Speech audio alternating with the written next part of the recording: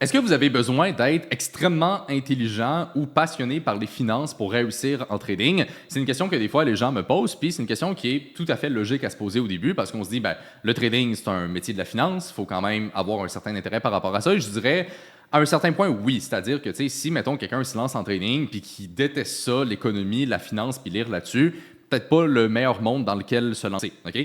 Mais quelqu'un qui a, on va dire, un intérêt qui est peut-être pas si élevé par rapport à ça et qui est pas non plus fucking un génie, OK? Eh bien, cette personne-là, est-ce qu'elle peut réussir en trading? La réponse est oui, parce que ce que je me suis rendu compte au fil du temps, pour avoir coaché des centaines de personnes au travers de notre programme, c'est que le plus important, c'est vraiment cliché à dire, mais c'est la constance. OK?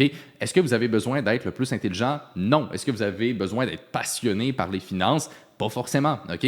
Le plus important, c'est d'être régulier dans son apprentissage. Donc, quelqu'un qui, on va dire, est dans le spectre moyen, OK, de l'intelligence, pour dire ça comme ça, va quand même pouvoir réussir en trading si la personne est assez constante et qu'elle est vraiment sérieuse dans ses démarches.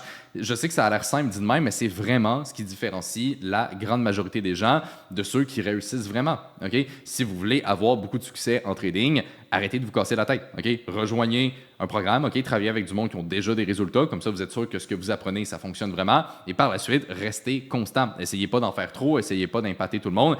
Faites juste être constant, c'est le plus important.